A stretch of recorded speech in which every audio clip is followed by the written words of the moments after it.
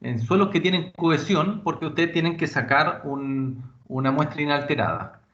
La realidad, o sea, en estricto rigor, es un ensayo aplicado para arcillas saturadas, ¿ya? Porque trabaja en una condición no drenada, donde el sigma horizontal es cero, ¿ya? Entonces, el ensayo de compresión no confinada, ahí yo les dejo anotada la norma que lo rige en Chile, ¿ya? Entonces, nos permite obtener la resistencia al corte en arcillas.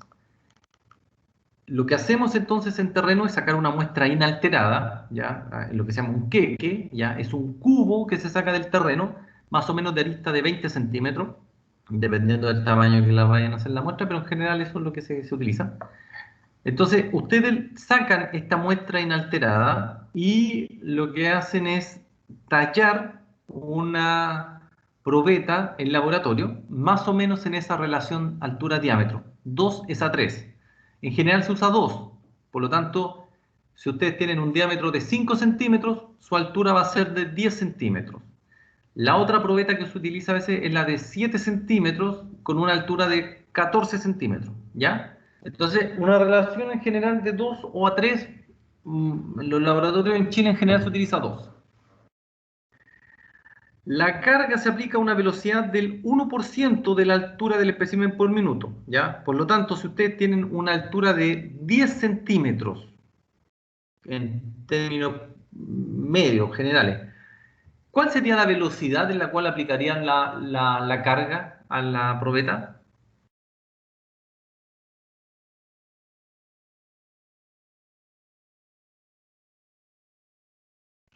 ¿No?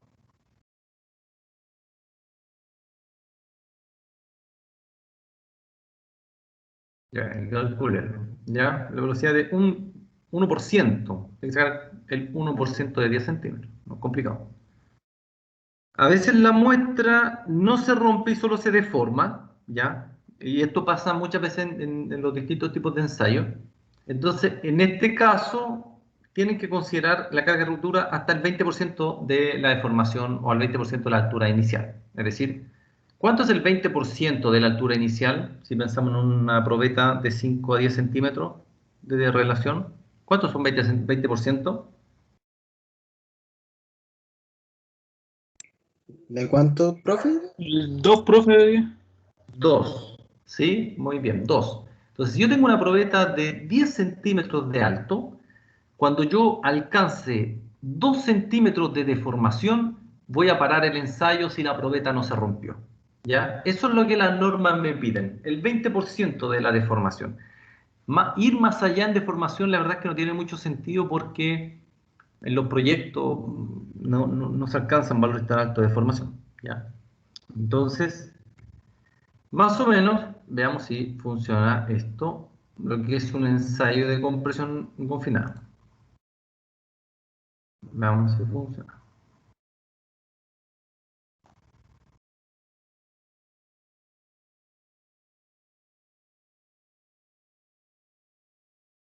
Mire, esto, bueno, obviamente son ensayos que los pueden ver en internet, pero en general, como nosotros no vamos a poder ver el laboratorio, vamos a tratar de,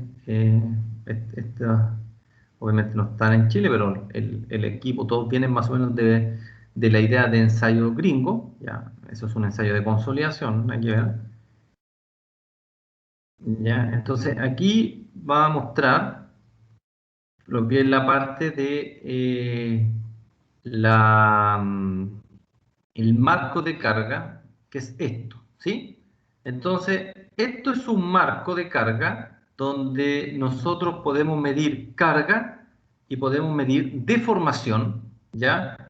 Y eso es la probeta, luego de que se talla la probeta, queda en esa dimensión. Si se fijan, es más o menos una probeta de 5 centímetros de diámetro por 10 de alto, ¿ya? Y esa es la probeta con la cual se realiza el ensayo. Si ustedes se fijan, vamos a utilizar el sigma 1, ¿ya? El sigma 3 va a ser 0, ¿ya? Ahí, bueno, te lo pueden ver en detalle en internet, está todo ahí, pero mire, para que la explicación del ensayo. Pero ve, queda sin confinamiento lateral, No hay nada. Hay un sigma 3 igual a 0. Y entonces vamos a aplicar un sigma 1. ¿Ok? Entonces ahí está preparado todo el dispositivo, ¿cierto? Y entonces tienen un reloj para medir carga y tienen este para medir deformación.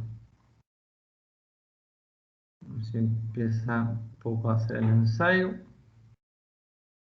Este es el anillo de carga, muy similar a, por ejemplo, cuando hacen los ensayos de CBR. De hecho, hay prensas que le sirven para utilizar en ambos. Me parece, no estoy seguro, yo no lo conozco, pero me parece que el laboratorio de la UTEM tiene este ensayo, ¿ah?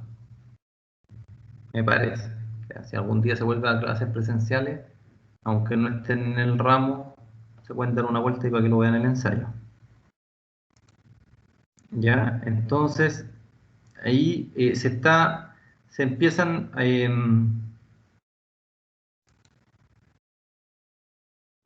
está preparando esto, déjeme ver.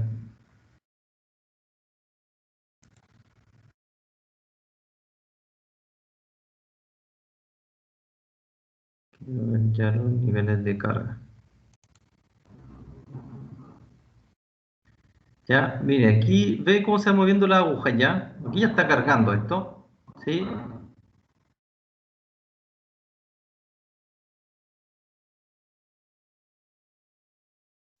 Un poco tiritón en el camarógrafo, pero está cargando. Entonces vamos midiendo carga, vamos midiendo deformación.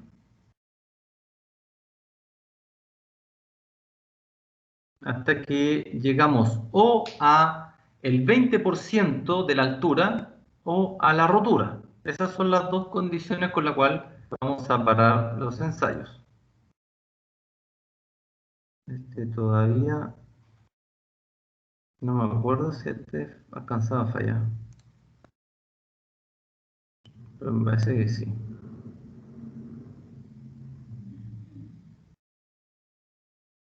Sí, aquí falla más o menos.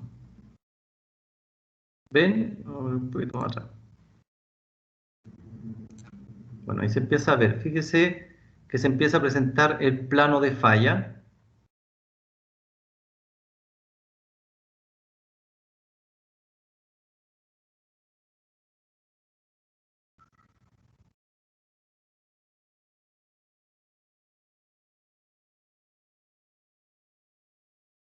Ahí se ve el plano de falla, casi en 45 grados. ¿Sí? ¿Se ve, no es cierto?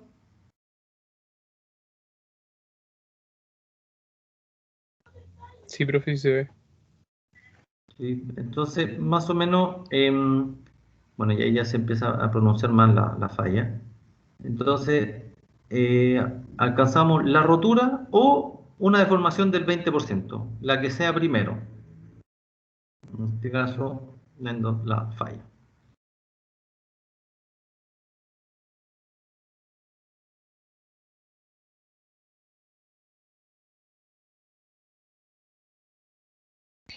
Profe, ¿y ahí siguen aplicando carga o solo están mostrando las fallas? Yo creo que ahí todavía están aplicando carga. ¿Cuándo paramos el ensayo? Cuando tenemos tres cargas sucesivas a la baja. ¿Ya? Por ejemplo, va subiendo, y después llegamos, no sé, a 50, y después el siguiente es 49, 48, 45. Cuando tenemos tres descensos sucesivos, y ahí ya se ve bien la falla. Cuando tenemos tres descensos sucesivos, se para, porque ya eso demuestra que no está tomando más carga, sino tampoco hay un reacomodo de partículas. ¿Ya? Entonces, eso más o menos, como nosotros la semana pasada hicimos un ejercicio, dijimos para determinados estados de tensiones sigma 1 y sigma 3, ¿cuál es el ángulo de falla de la muestra respecto a ahí se ve claramente, respecto a la horizontal? A nosotros parece que nos dio 60 grados, que es este ángulo finalmente. Aquí debería dar más o menos como 45 grados, ¿sí? Que es ese ángulo respecto a la horizontal de la falla. ¿Sí? Ahí ustedes lo pueden ver en detalle, hay más ensayos, pero este es como de lo más claro y además que tiene buena explicación y todo, sí. O sea, que lo quiere ver en detalle. Pero se entiende la idea del ensayo, ¿cierto? Profesor, Diga. ¿y en la confinada era cuando no solamente reducía el 20% de su longitud. No, en esta, fíjese que aquí se llama inconfinada. Sí, sí, profe, pero yo le pregunté la confinada. Porque la confinada solamente puede reducir su diámetro, o sea, su longitud. Pero, ¿y a cuál se refiere usted con la confinada? En la que tiene restricción en las paredes laterales. En el caso cuando usted tiene restricciones, por ejemplo, si es un corte directo, ahí no va a medir esta deformación vertical, sino que va a medir un desplazamiento horizontal. Siempre las normas van a llevar al 20%. Ah, ya, Lo que era, pasa era eso. es que en ese caso es lateral. ¿Sí? ¿Lateral o Profe, y vertical?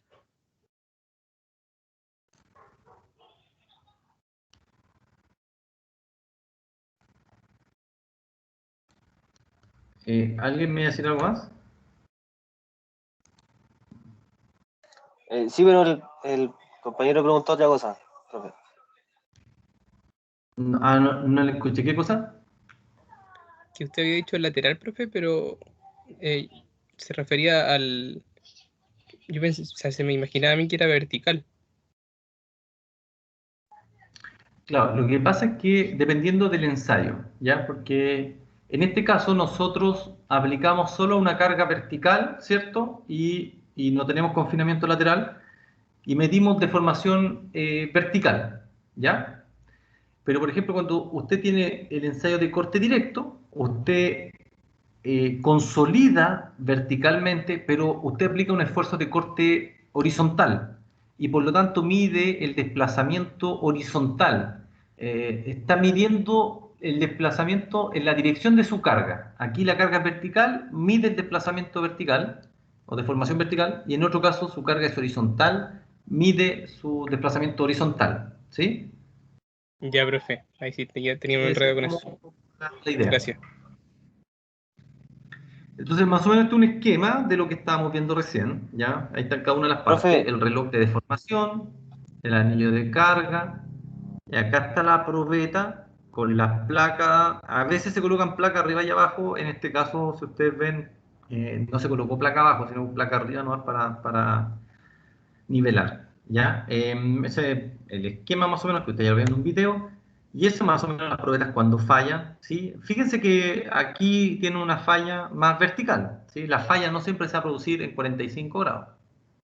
profe, yo eso le quería Dependiendo preguntar, que si era posible una falla en 90 grados. como de este tipo, Claro.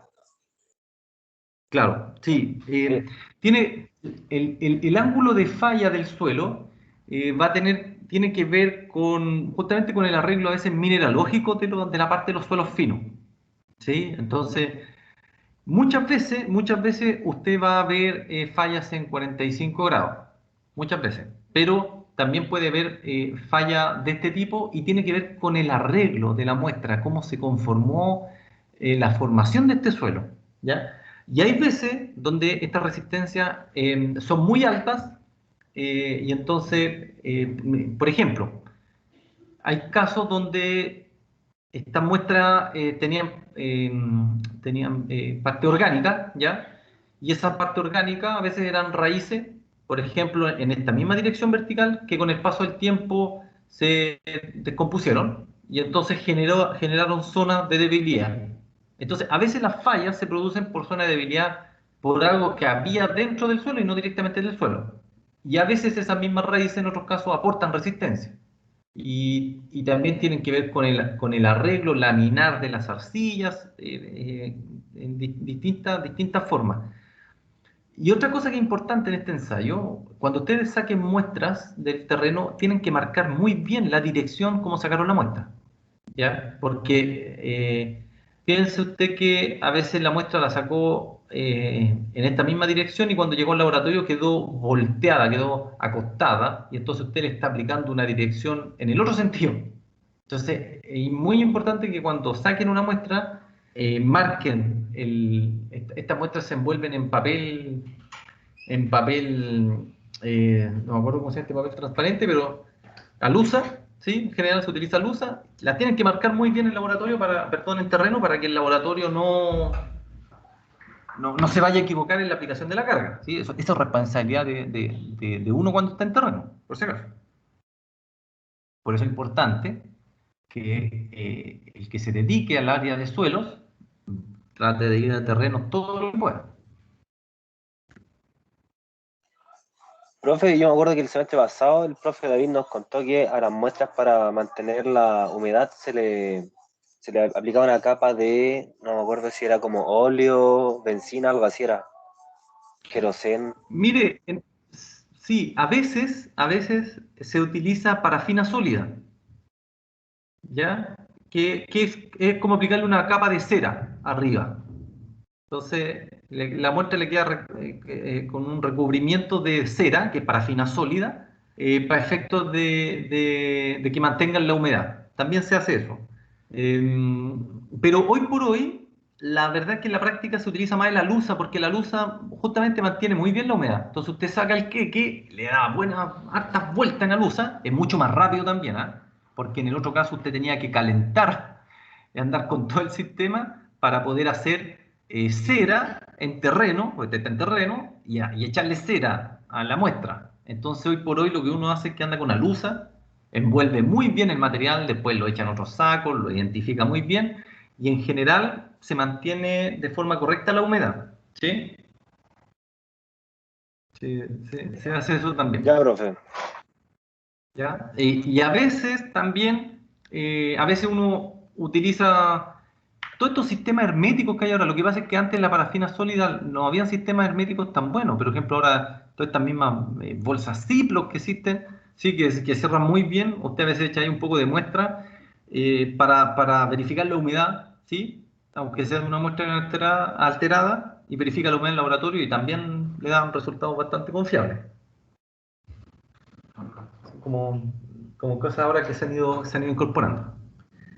Entonces, el ensayo de compresión no confinada, ¿ya? En la práctica es un triaxial donde el sigma 3 es igual a 0. Por eso a veces este ensayo también se le denomina compresión uniaxial, ¿ya? En lugar de triaxial se denomina a veces uniaxial, porque solamente carga en el eje vertical, ¿ya? Y además, como es una carga rápida, más o menos, es de tipo no drenado, sumado a que usted lo está haciendo en un suelo donde son arcillas plásticas, saturadas, en general es un ensayo no drenado, ¿ya? Entonces una compresión no confinada, en general ensayo no drenado. Lo que obtenemos con el ensayo es el Q sub U, que es la resistencia última que tengo del terreno. Lo último que resiste, que aguanta, ¿ya? Como carga. Este Q sub U, entonces, es una resistencia a el esfuerzo, por lo tanto tiene unidades de fuerza en área, ¿ya? Y aquí más o menos hay una tabla de Q sub U respecto a lo que nosotros vemos en terreno, y que es más o menos bueno, ¿ya? Es más o menos bueno, más o menos aceptable para tener rangos de valores de resistencia. Entonces, si usted va a terreno y, por ejemplo, puede poner el puño en la pared del suelo y lo entierra, esos son más o menos sus valores de resistencia a la compresión del ensayo, ¿sí? Cuando lo compara con el ensayo, ¿ya? Menos de 0,25 toneladas metro cuadrado. Eso es muy bajo, ¿ya? Muy bajo. O sea, una casa liviana le transmite al terreno fácilmente 3, 5 toneladas metro cuadrado, más o menos. De 3 a 5, 3 en el peor de los casos, así muy bajo. 3 toneladas metro cuadrado le transmite. En este caso ese suelo resistiría 0,25. No resiste nada prácticamente. Esto es como un fango. Y aquí tiene distintos sistemas de medición a partir de la consistencia del suelo. Entonces, cuando yo ya tengo, por ejemplo, un tipo de consistencia firme, mi pulgar se encaja fácilmente, pero solo penetra con gran esfuerzo. O sea, tengo que presionar constantemente mi pulgar para poder meter al suelo. Con eso tengo más o menos esos rangos resistencia. Y ya cuando tengo un caso, no sé, duro del suelo, la uña se encaja con dificultad. O sea, si ya trata de meter la uña y la cuestión no entierra, ya le duele, tengo mayor a 4 toneladas por metro cuadrado, ¿sí? Y son valores más o menos aceptables cuando usted los compara con lo que obtiene de los resultados del laboratorio. ¿Ya?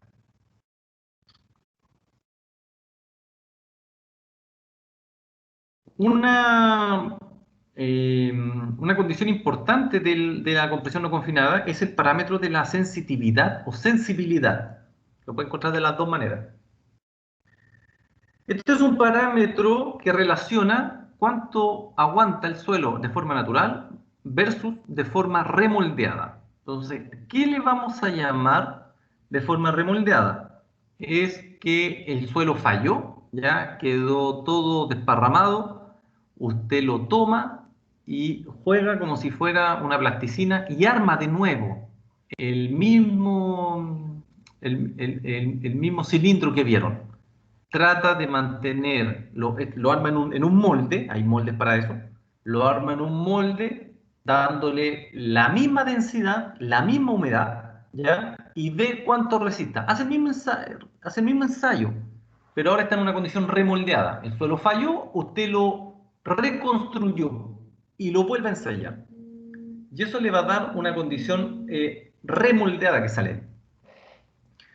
¿Sí? Entonces, ahí hay unas condiciones de cuando eso es menor, el rigor, el ideal es que sean cercanos a 1, es decir, que no exista mayor variación, pero usted se puede encontrar con estos casos de suelo sensitivo, por ejemplo, sobre el 4, o subsensitivo o supersensibles, que es sobre 8.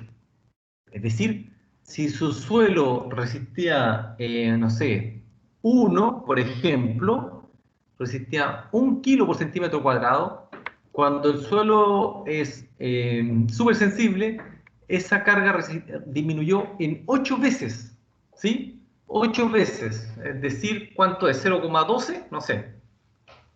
¿Cuánto es 1 dividido en 8? Veamos.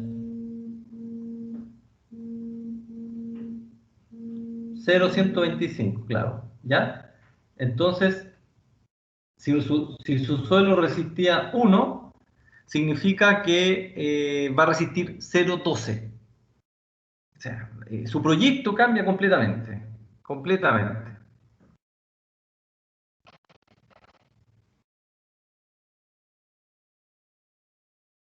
Por lo tanto, estos suelos existen en Chile, por si acaso. En los suelos de origen volcánico, los suelos, los alofanes, que hay hacia el sur de Chile, que hay harto, son sensitivos. Entonces, usted tiene que tener cuidado con esta condición, tiene que saber que son sensitivos. Hay casos en otras partes del mundo que ese 8 se transforma a veces en 20 o en 30 veces, por ejemplo, en arcilla nórdica. 30 veces cambia la resistencia del suelo. Disminuye en 30 veces. Una brutalidad eso. Entonces, hay que tener cuidado porque cuando nos tocan suelos sensitivos, pasa esta condición, yo no debo molestar al suelo mucho, porque baja mucho su resistencia remoldeada. Entonces, si tengo un suelo sensitivo, hay que tratarlo con cuidado, ¿ya? Hay que tratarlo con cuidado, hay que excavarlo hasta las profundidades recomendadas, ¿sí?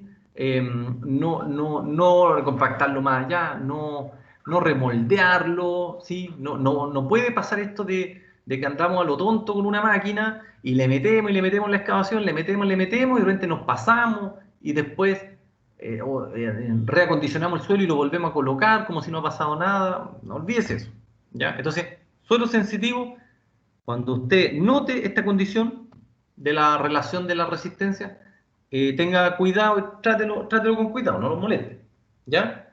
¿Se entiende esa idea o no?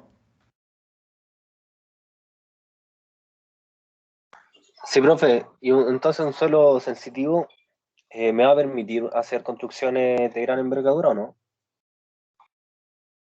Le va a permitir si usted tiene cuidado al trabajar sobre él, porque puede que el suelo resista no sé, en una compresión puede resistir 1 o 2 kilocentímetros cuadrados. Y esa es una buena resistencia del suelo. Le va a permitir construir en esa condición. ¿Ya? Y de hecho se construye mucho en suelos sensitivos teniendo las precauciones del caso. El tema es que usted no lleve el suelo a esta condición de remoldeo. Si su proyecto le dice cabe hasta 2 metros, de hecho en general cuando uno hace un estudio, usted le coloca, voy a fundar, no sé, al 1,50 m de profundidad. Entonces usted le dice, si quiere usar máquina, utilícela como hasta el metro, hasta el 1,20 m. Los últimos 20 o los últimos 30 centímetros, hágalo a mano. O sea, ponga unos excavadores ahí, unos viejitos con pala, a trabajar en esa zona para que no vayan más allá en la profundidad. Porque el de la máquina le mete nomás. No va a estar calculando cuántos son 20 o 30 centímetros. El excavador sí, lo puede hacer. Entonces, puede construir en estos suelos, pero tiene que tener cuidado. ¿Sí? No remoldearlo, esa es su condición. Ya, profe.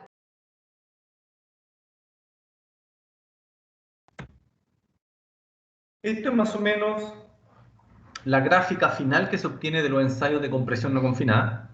Entonces, usted tiene acá la probeta al natural, carga, deformación, ¿ya?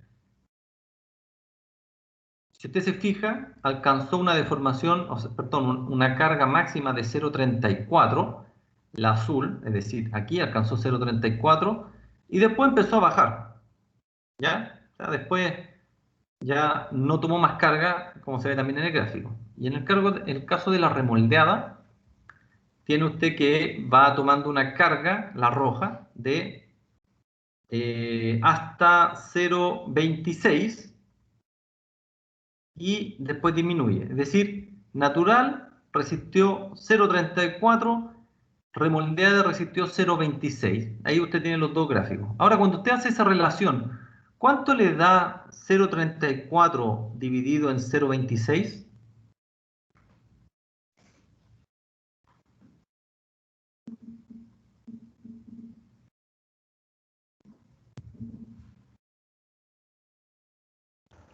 $1,31, profe. 1,31. Entonces, usted tiene una sensitividad de 1,31. No es problemático. No es problemático. Sí sabe de que va a bajar su resistencia. Si está al límite de resistencia respecto a la carga que necesita el proyecto, puede que le complique un poco, ya, y tenga cuidado. Pero si se pasa más allá, tiene una sensibilidad de 1,31. Entonces no es tanto, ya, son valores aceptables.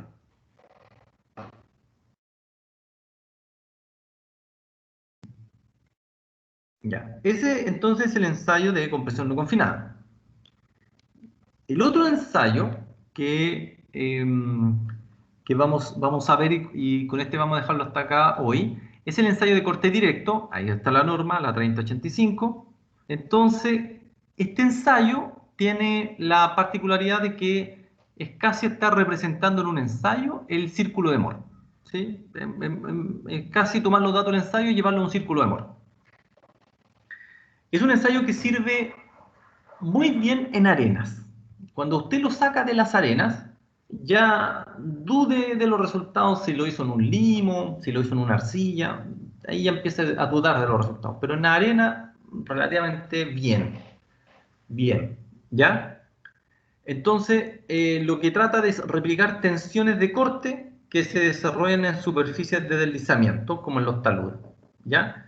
En el caso del corte directo, también es ideal que tengamos muestras inalteradas, pero como es un ensayo que aplica bien en arenas, en general las arenas no podemos sacar muestra inalterada porque se desarman al tratar de sacar un cubo. Entonces tenemos finalmente muestras alteradas que tenemos que reconstituir en laboratorio, ya a determinadas densidades, a determinadas humedades. ¿Ya? Tenemos dos tipos de ensayo y aquí ya empezamos a hablar de temas de drenaje, porque en la compresión no confinada nosotros ya sabemos que es un ensayo no drenado, ¿sí? Es una carga relativamente rápida, más o menos rápida, pero en un suelo fino, con agua, anda muy bien, por lo tanto es un ensayo no drenado. En el corte directo podemos hacer ensayos drenados y no drenados, ¿ya? Y una característica principal del ensayo es que está predefinida la superficie o el plano de falla, ¿ya? Y que no siempre coincide con el que va a pasar, pero es parte de los errores y aciertos del propio ensayo, ¿ya? Este es más o menos un ensayo de corte. Eso es una caja de corte.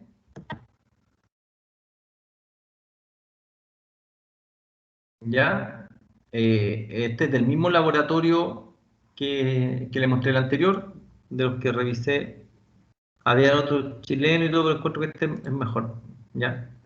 Aquí vamos viendo que muestre el ensayo. Aquí muestra un poco lo que es el ensayo. ¿Ve? Esta es la caja de corte. Aquí usted coloca pesas. Déjeme ver un momento. Mire. A ver si muestra abajo. Acá. Entonces, estas son pesas que tienen que ver con la carga de confinamiento que usted le va a colocar. Se hace desde abajo y después se transmite arriba. Entonces, aquí estos discos tienen distintas masas y con eso usted define cuánto le va a colocar. ¿Sí? Eso lo define uno, ¿ah? Por si acaso. Y este es el ensayo. Vamos a avanzar un poco más. Como le digo, esto usted lo puede ver completo, le va a quedar más claro. ¿Sí?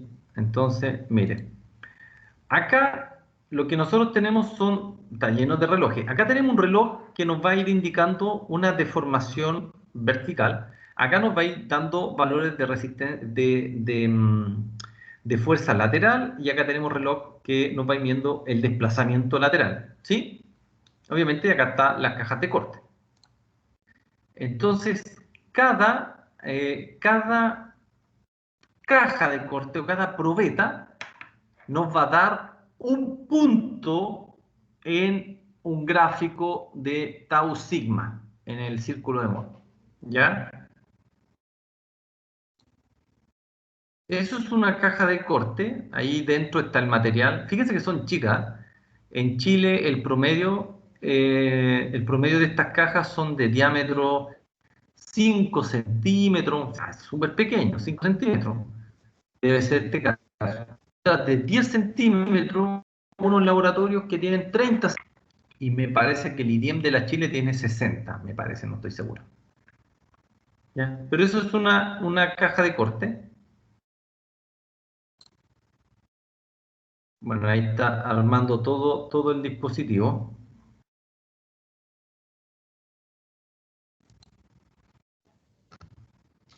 Profe, ¿y ese video está en español?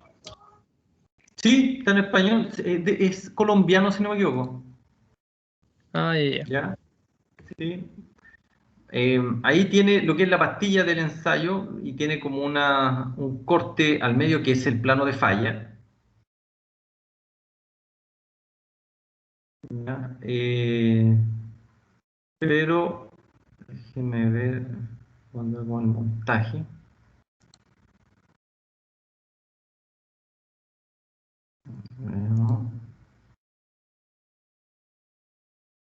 Bueno, aquí está efectivamente, ahí él va y tiene la caja de corte, ¿sí?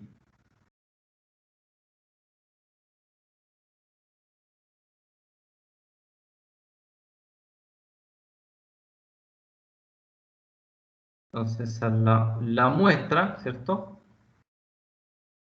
Y se fija que esta muestra es alterada ya, no es un, o sea, si yo tuviera una muestra inalterada tendría que tallar esa pastilla para meterla en el anillo aquí de la caja.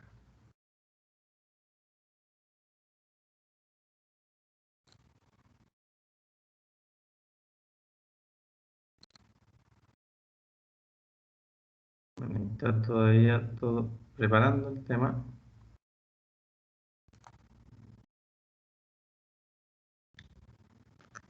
Todavía preparando la caja.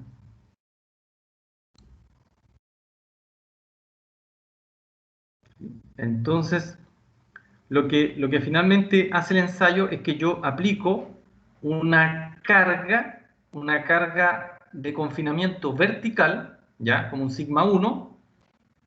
El sigma lateral no lo sé. No puedo decir que el sigma 3 es 0 porque tengo un confinamiento lateral que no tengo cómo medirlo en este ensayo. Entonces, lo único que yo sé es que voy a aplicar un sigma 1 vertical para consolidar el suelo, para deformarlo verticalmente. Luego de que yo lo deformo verticalmente, y eso lo voy a ver en una gráfica, ¿ya? De deformación en el tiempo, después de que yo tengo eso, aplico en general esta carga lateral. Entonces, aquí aplico una fuerza T horizontal, similar como lo vimos al inicio, ¿ya? Entonces tengo un sigma vertical y aplico un T lateral y voy midiendo el desplazamiento. Y finalmente lo que hace esto es que una caja se desplaza respecto a la otra. Por eso se dice que trae un plano ya como definido, ¿sí? Como un plano definido de rotura. Porque siempre la caja se va a desplazar una mitad respecto a la otra en el mismo punto, ¿sí? Siempre va a pasar eso. Que es este punto de acá, el contacto entre las dos cajas. Una es fija y la otra se mantiene móvil a partir de la fuerza que yo voy aplicando. ¿Sí? Entonces, bueno, ese es más o menos todo lo que es el aparato. Ahí ustedes lo pueden ver en detalle en YouTube. Pero recuerden, aplico una carga vertical, consolido el suelo, lo deformo, a eso me refiero con consolido. Cuando ya pasó eso, cuando ya lo deformé verticalmente, vengo y aplico entonces una carga lateral y empiezo a medir ese desplazamiento lateral. Si se fijan que aquí está existiendo este desplazamiento lateral, ¿lo ven? Que se está desplazando una caja respecto a la otra. Y ese reloj es un deformímetro que va midiendo cuánto se va, obviamente, deformando al aplicar la carga lateral.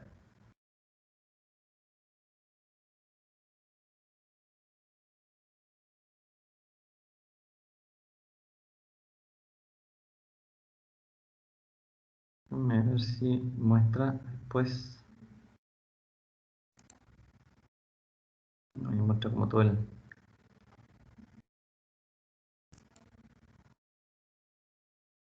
Este ensayo, no sé, me parece... No estoy seguro, tienes que preguntar ahí al profesor de ayer.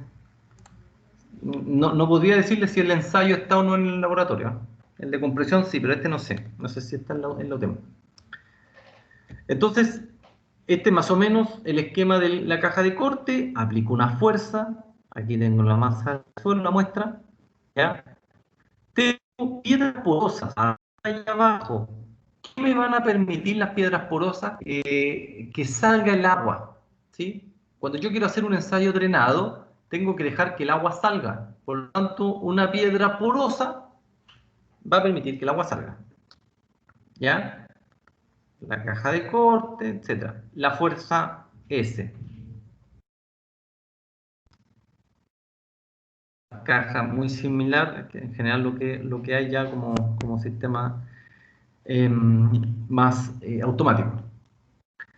Ya, entonces, lo que nosotros vamos a ir midiendo en el ensayo de corte es que para un determinado sigma, esta carga vertical, voy a ir obteniendo una fuerza S de corte, ¿sí? Ahí hay un S de corte. Cada probeta me va a dar un punto, ¿sí? Un punto solamente. Por lo tanto, siempre yo voy a hacer lo que se recomienda es que ustedes hagan como mínimo 3 probetas. Aquí aparecen 4, pero lo mínimo para que uno pueda definir una envolvente de falla más o menos razonable, tiene que ser del orden de 3 probetas. ¿Sí? Entonces, para cada sigma, para cada carga vertical, yo voy a tener una carga de corte, una fuerza de corte. Entonces, lo que tenemos de un ensayo, por ejemplo, es que yo voy a ir midiendo el esfuerzo de corte lo que voy aplicando horizontalmente versus lo que voy desplazando horizontalmente. Este gráfico es muy importante. Fíjense que acá yo voy aplicando un esfuerzo de corte, llegué más o menos la primera probeta. Cada color, acá abajo lo dice, es una probeta. La primera probeta ya alcanzó una carga de corte máxima más o menos de, ¿cuánto diríamos? No sé, 0,70 y algo, 0,7, más o menos, después vamos a ver los valores exactos.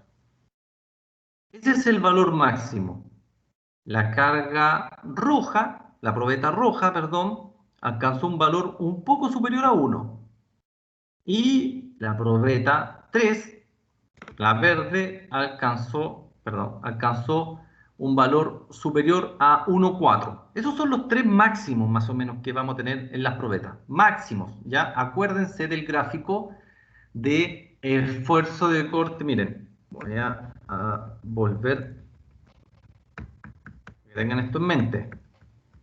Esto, ¿sí? Miren esto. Esfuerzo de formación, resistencia pico, resistencia residual. Este es el gráfico del libro, ¿ok?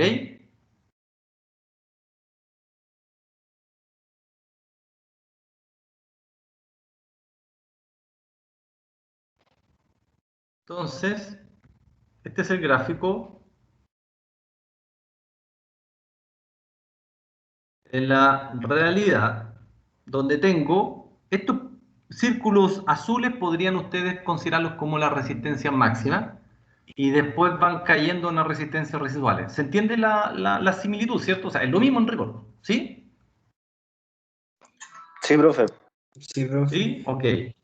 Entonces, tenemos estos máximos y tenemos estos residuales. ¿A cuánto llegó cada probeta? Hasta la falla.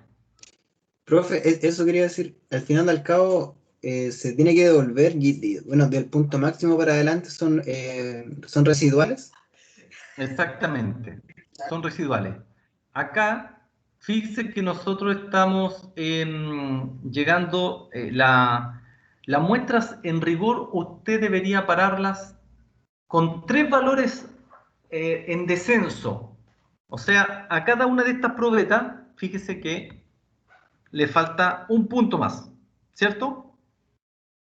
Porque tendrían que ser 3 valores en descenso, constante.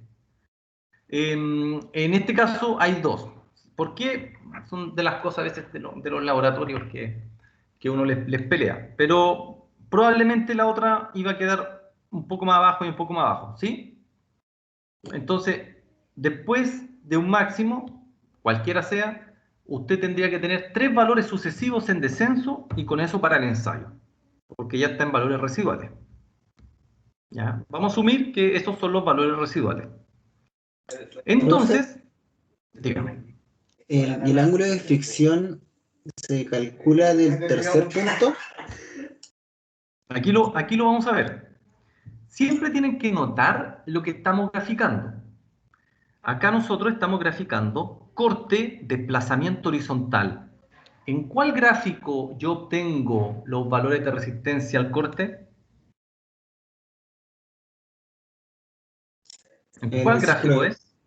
Círculo de Ya, Moore. ¿y el círculo de Moore en qué gráfico es? ¿Cuáles son los ejes del círculo de Moore? Ah, lo tengo acá anotado. El esfuerzo de corte Ya, acá tenemos el esfuerzo de corte, y el la esfuerzo vertical, normal. y el esfuerzo normal. Acá no tenemos el esfuerzo normal. Acá tenemos un desplazamiento horizontal. ¿Ya? Lo que me permite ver este gráfico es justamente dónde tengo mis resistencias máximas y dónde tengo mis resistencias residuales. Eso es lo que estoy mirando acá. Ahora, después de que yo identifico esto en el ensayo, vengo acá. ¿Y aquí qué gráfico tengo? Aquí ya tengo un gráfico donde yo tiro el corte y el esfuerzo normal. Fíjense el valor del esfuerzo de corte máximo en la primera probeta, 0,71, y el residual 0,62, que más o menos son estos de acá. ¿Sí? 0,71, 0,62. En rigor, estos son los valores reales de las tres probetas, los que están tabulados, ya que del gráfico se pueden sacar, pero estos son los exactos. ¿Ok? Y estas son las tensiones normales, los sigma, que yo le apliqué a la caja de corte verticalmente, para deformarla. ¿Sí? En general, lo que uno hace es ir duplicando la tensión normal. Si yo parto con un 0,5, duplico. En la siguiente probeta la hago a 1, la siguiente probeta la hago a 2. Ahora, ¿de qué dependerán estas tensiones normales? ¿Cómo yo parto de un 0,5? A lo mejor si yo voy a hacer una casa, no tengo problema con eso. Ahora, ¿qué pasa si yo quiero hacer un corte directo para un muro de tierra, no sé, de 20 metros con una densidad de 2 toneladas metro cúbico? ¿Qué pasa si yo me paro en el terreno y sobre mí monto un muro de 20 metros de altura con una densidad de 2? ¿Cuánto me va a dar la tensión efectiva, la tensión geoestática a donde yo estoy parado? O sea, usted se para y tira para arriba 20 metros de tierra con densidad de 2. ¿Cuánto le va a dar la tensión geoestática donde usted está parado?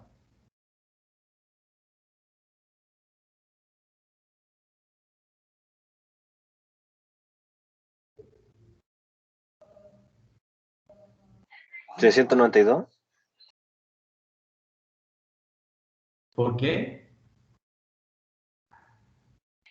Por la densidad, la altura y o sea, la profundidad, ¿o no? Ya, pensemos, yo me estoy parando, ya, imagínese donde usted ahora está sentado, o está acostado, no sé, pero imagínese donde usted está, y sobre usted va a poner 20 metros de suelo para arriba. Y usted quiere saber, y ese suelo va a tener una densidad de 2 toneladas metro cúbico. Usted quiere saber, usted ahí va a levantar los brazos y va a tratar de sostener esos 20 metros. ¿Cuál es la tensión que le van a transmitir a usted esos 20 metros de altura? ¿Cuánto? Serían 40. 40, muy bien. Sí, 40 es que le toneladas agregué metro cuadrado. la gravedad. Ahí me equivoqué. Exactamente, el geostático en este caso. Entonces, usted va a tener 40 toneladas metro cuadrado sobre usted, ¿cierto? 40 toneladas metro cuadrado son 4 kilos centímetro cuadrado en conversión de unidades. Si usted va a hacer eso y a su nivel están llegando 4 kilos centímetro cuadrado, ¿le sirven estos niveles de tensiones? ¿Qué cree?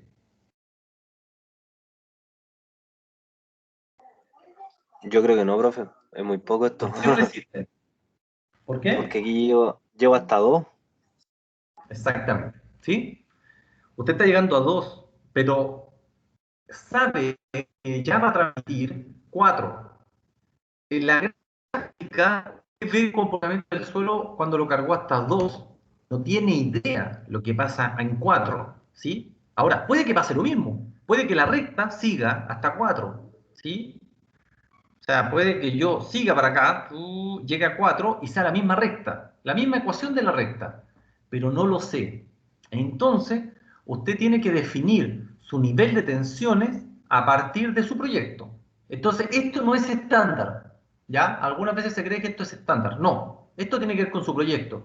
Si mi casa, si mi edificio va a transmitir 1, bueno, está dentro de este nivel de tensiones el 1, ¿sí? Estoy mirando el nivel dentro del que voy a trabajar, pero si estoy ya con un nivel de 20 metros arriba y me van a dar 4 kilos centímetros cuadrados, no tengo idea cómo es el comportamiento a ese nivel de presión.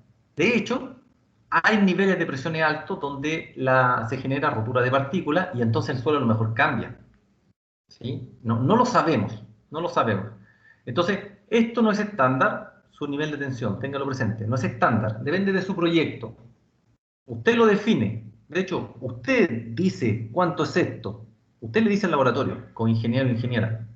Usted le dice a veces el tiempo de consolidación si es que el suelo no se ha consolidado en determinado periodo. O usted le dice a qué humedad quiere que monte la probeta, etc. Esas son definiciones suyas. Ahora, son definiciones que usted va a tomar antes de saber el comportamiento del suelo. ¿Sí? Va a estimar más o Profe, menos eso. Dígame. y extrapolar los resultados es peligroso.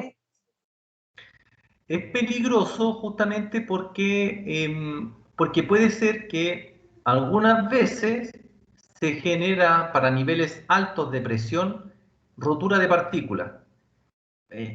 Siendo más o menos honesto, para 4 kilos centímetro cuadrado, yo no creo que vaya a generar rotura de partículas. Me refiero a que quizá usted tenía una arena, rompió la partícula y la transformó en un limo, y el comportamiento es distinto, ¿cierto? Entonces, podría pasar eso, podría. En mecánica de suelo siempre hay, depende, o sea, siempre hay un depende entre medio. No lo sabemos, ¿ya? Yo le recomiendo que trate de ver los niveles altos de carga. Por supuesto que los niveles altos de carga son más caros, entonces usted tiene que pagar más por esos ensayos, pero es algo que tiene que considerar en su proyecto. Si ya sabe que va a estudiar el suelo para una presa de 20 metros, entonces consideren los costos, ensayos para niveles altos de presión. ¿Ok?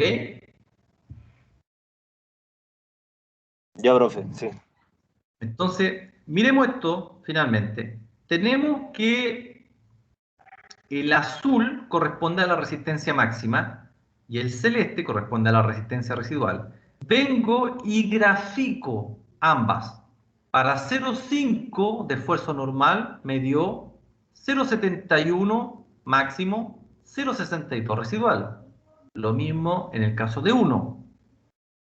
1,03, 0,98. Y finalmente en el caso de la probeta 3 me dio 1,49 y 1,40. Muy similares todos. Tengo entonces mis gráficas en esfuerzos máximos y esfuerzos residuales. Tengo mi ecuación de la recta. Esto usted lo saca, obviamente lo puede sacar a mano, si es sacar la ecuación de la recta de 2 puntos. Pero si lo hace en Excel, el Excel se lo entrega y le ayuda en eso. Entonces, aquí tengo mi ecuación de la recta máxima, mi ecuación de la recta residual. ¿Cuánto es mi cohesión en la resistencia máxima?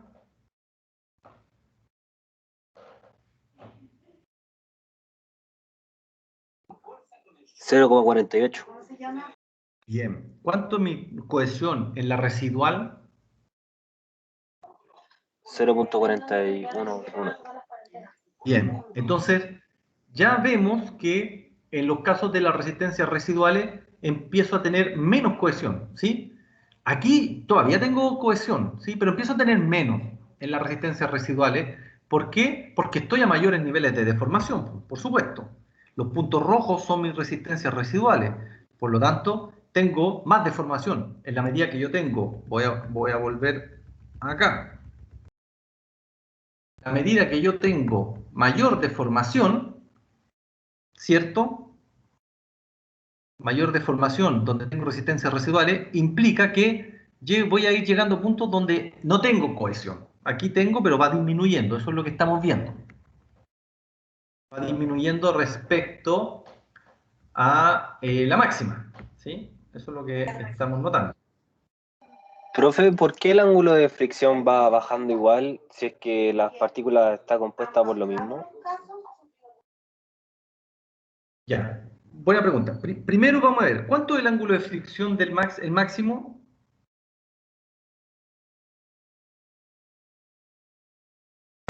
¿0,71? Ah, no, Ya, pero ¿cuánto es la fricción del máximo? 1,494. ¿Sí? ¿Seguro? ¿Todos de acuerdo?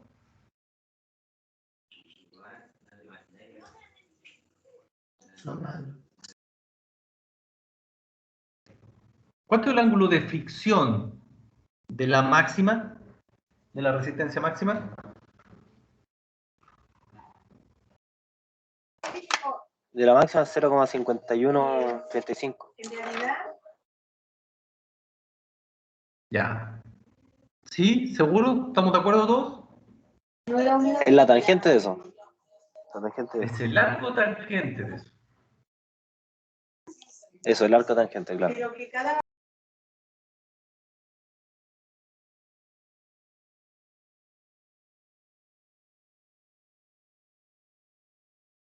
Ah, no, me equivoqué, 27.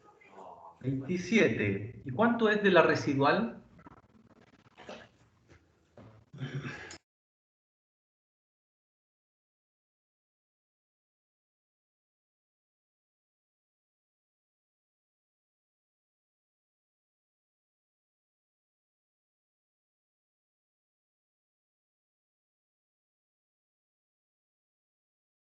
Casi lo mismo, 26,9. ¿no?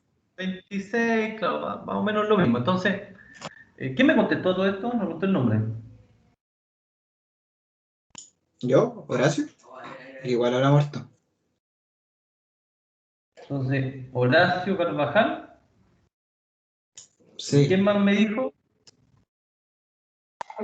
Yo, profe Rodrigo Arbajal. Ya. Muy bien, muchachos. Entonces, efectivamente, tengo una resistencia máxima con un phi de 27 y una cohesión de 0,48, una residual de 26 más o menos de phi y una cohesión más baja porque tengo mayores deformaciones. Entonces, más o menos, lo que vamos a ver siempre es que los phi máximos y residuales van a ser similares, pero recuerden siempre que el residual implica mayor deformación. Entonces, si yo estoy deformando más el suelo, estoy tendiendo a generar una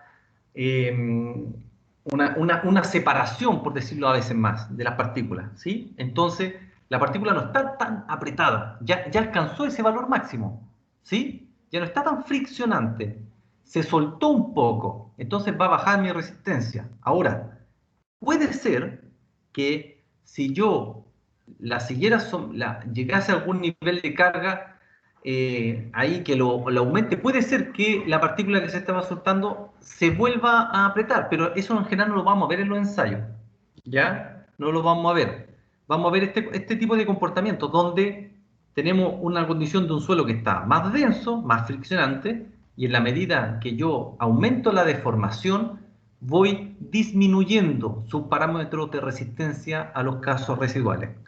Eso implica que, como ven acá, cuando el suelo falla, cuando llega a valores residuales, no es cero su resistencia.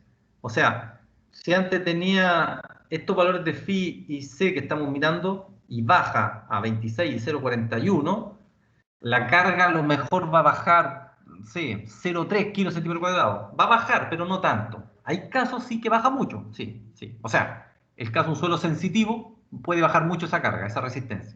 ¿Sí? Va dependiendo de cada suelo. ¿Ok? Y entonces aquí usted lo que tiene es las tres probetas, ¿sí? Tres probetas, o sea, 3 puntos, y por lo tanto aquí usted define su envolvente de falla. Si nosotros quisiéramos graficar nuestros círculos de Moore, los círculos de Moore siempre van a estar abajo de la envolvente de falla, siempre. ¿Ok? Siempre van a estar abajo. Ahora, tenemos los tau, tenemos el sigma 1, podríamos graficar los círculos de Moore porque tenemos los radios y tenemos el sigma 1. Radio sigma 1, podemos sacar sigma 3 y podríamos calcular el círculo de Moore. ¿Sí?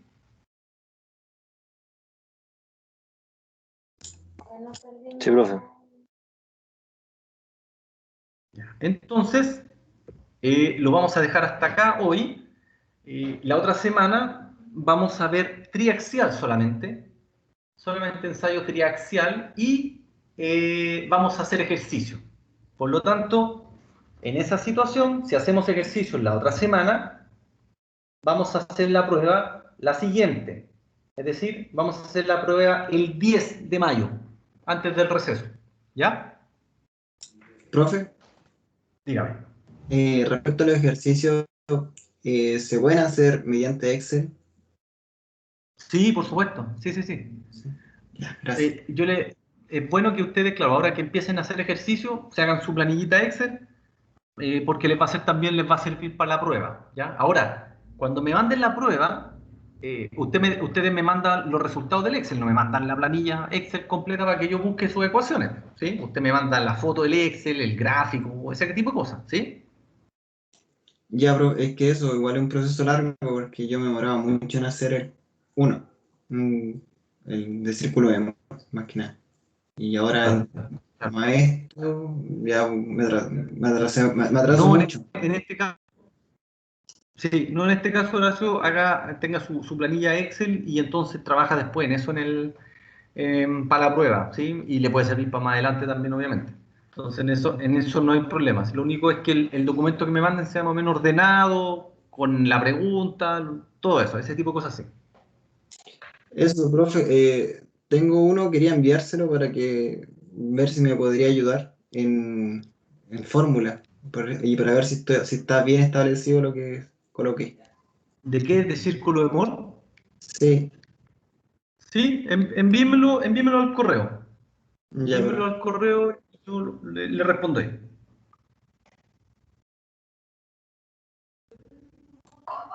Profe,